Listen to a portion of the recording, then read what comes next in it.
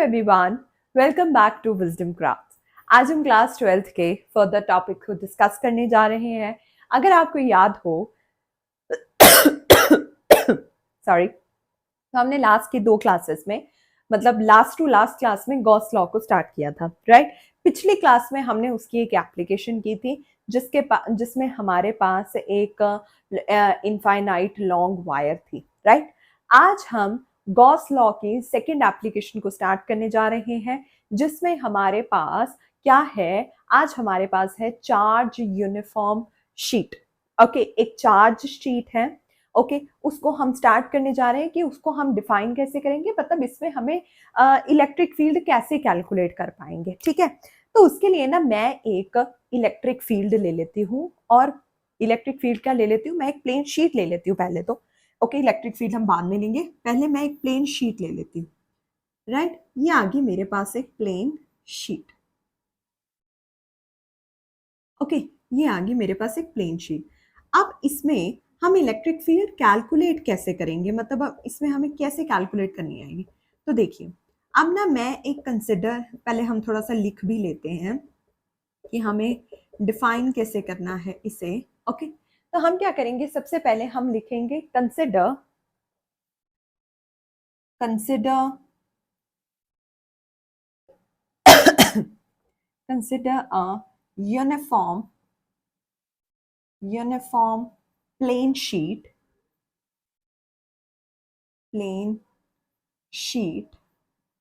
Okay, plane sheet दे लिया।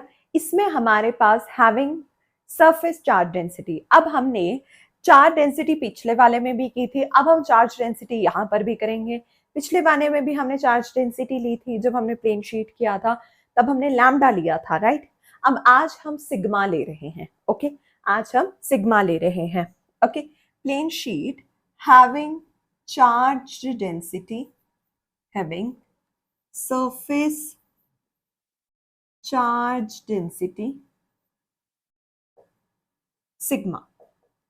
Okay, sigma हमने चार्ज डेंसिटी ले ली, ठीक है। अब ना मैं एक, अब देखिए, अब मैंने आपको क्या बोला कि मुझे इलेक्ट्रिक फील्ड फाइंड आउट करनी है, राइट। इलेक्ट्रिक फील्ड मुझे फाइंड आउट करनी है, तो इलेक्ट्रिक फील्ड फाइंड आउट करने के लिए कहाँ करनी है वो भी तो हमें पता होना चाहिए। तो मैं ना एक पॉइंट लूंगी यहाँ पर। ओके, तो मैं एक पॉइंट लूंगी, पॉइंट कंसिडर करूंगी जहां पर मुझे मतलब इलेक्ट्रिक फील्ड को निकालना है। मान लीजिए मेरे पास ये एक पॉइंट है, ये एक पॉइंट है P। ओके, यहां पर मैं इलेक्ट्रिक फील्ड निकालना चाहती हूँ। ओके, सो हम क्या लिखेंगे, we wish to calculate electric field. Okay, मैं EF से लिख रही हूं, एट पॉइंट P। ओके, यहां पर मैं कंसिडर करना चाहती हूं P पॉइंट। देखिए, अब ये जो P पॉइंट है ना, ये P पॉइंट है, ये कहाँ पड़ा है, ये P पॉइंट इस सेंटर से यहां पर R डिस्टेंस पे पड़ा है। ओके, R डिस्टेंस पे पड़ा है। Okay, point P which is at distance small r, okay, from the sheet, okay.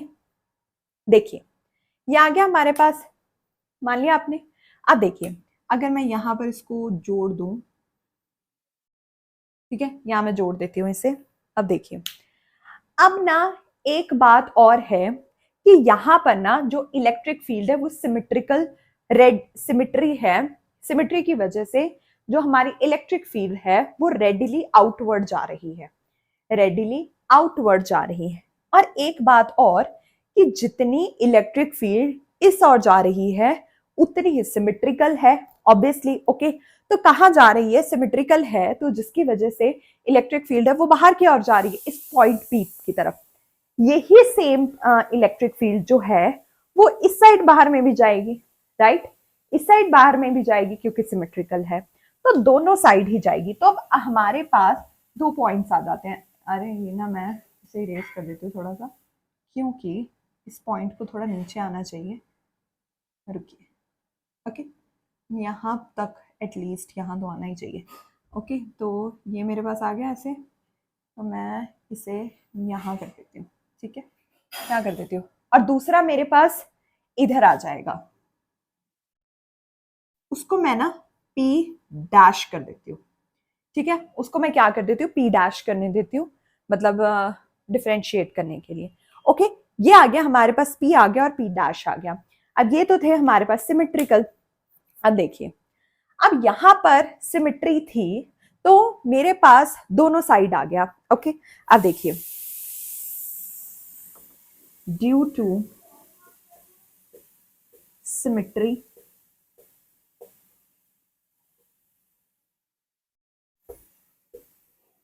Electric field, okay, electric field readily outward, okay, and this sheet will also experience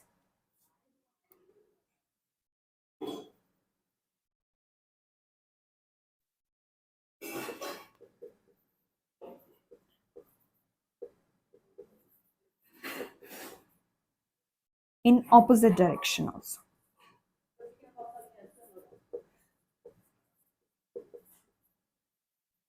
okay, opposite direction also. अब ये field find out करने के लिए हमें Gaussian surface भी late करना पड़ेगा, ठीक है, वो भी हम करेंगे। अब हम गॉसियन सरफेस लेट करेंगे यहां पर in the form of cylinder, okay, electric field इधर भी जा रही है, इलेक्ट्रिक फील्ड इधर भी जा रही है, ओके, इसका हम क्रॉस सेक्शनल एरिया लेंगे कैपिटल ए, और ये दोनों 2r डिस्टेंस पे पड़े हैं, राइट, ऑब्वियसली यहाँ r है तो इस साइड भी तो r ही होगा ना। ओके, तो अब हम क्या करेंगे, consider two Gaussian surfaces, consider two Gaussian surfaces, okay, of distance 2r, 2r and cross sectional area capital A, capital A, okay, ये आ गया 2r और ये आ गया हमारे पास capital A, okay.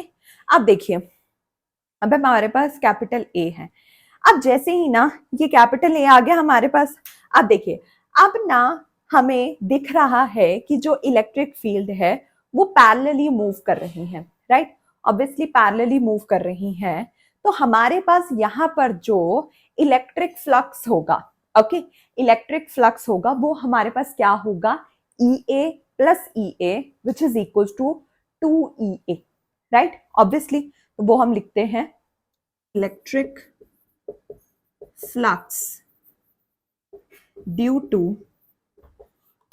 plane end faces as, okay, which is equals to EA plus EA which is equals to क्या आएगा हमारे पास 2EA, right, okay. अब हमें पता है कि जो हमारे पास यहाँ पर सरफेस चार्ज डेंसिटी था, राइट, जो हमारे पास सरफेस चार्ज डेंसिटी था वो क्या था हमारे पास, हमने क्या लिया था, सिग्मा, राइट। अब हमारे पास charge surface, okay, due to closed, you can say charge enclosed by Gaussian surface हमारे पास क्या होगा, तो वो हम देख लेते हैं, charged enclosed bye a Gaussian surface, okay, charge enclosed by a Gaussian surface, okay, Gaussian surface। देखिए, चार्ज की बात हो रही है तो क्या आ गया, Q is equal to sigma A, right, Q is equal to sigma A आ गया। अब उसके बाद हमें पता है अकॉर्डिंग टू गॉस लॉ, इसको मैं इरेज कर देती हूँ। अकॉर्डिंग टू गॉस लॉ का फॉर्मूला क्या होता है? Q over epsilon, right. तो यहां पर हम सारी चीजों को पुट कर देंगे। एक second,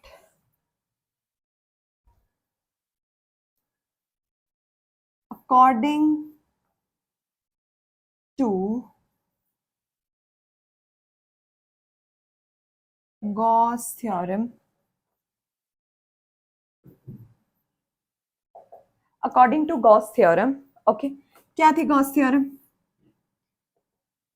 Q over epsilon not, right, Q over epsilon naught. अब हमारे पास Q तो ऑलरेडी है, आइए पुट कीजिए। Q क्या है हमारे पास?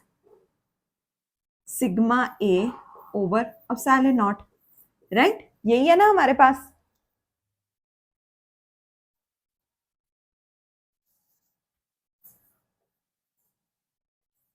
राइट, यही है ना हमारे पास। तो देखिए ये यहां से पुट कर सकते हैं 2EA which is equal to sigma A over epsilon not. E की वैल्यू चाहिए तो क्या पुट करेंगे? E इज इक्वल टू ये और ये कट जाएगा, sigma over 2 epsilon not, right, ये आ गया हमारे पास। अब आप देख सकते हैं यहां पर जो इलेक्ट्रिक फील्ड है वो इंडिपेंडेंट है आर से, मतलब डिस्टेंस से या रेडियस से आप कह सकते हैं। Electric field is independent of R, okay. ये था हमारे पास second property, electric field due to infinite plane sheet. अगर आपको कोई भी डाउट है तो आप कमेंट कर सकते हैं। Rest of the thing we will discuss in the next class. By the time, don't forget to hit the subscribe button. Stay tuned. Thank you.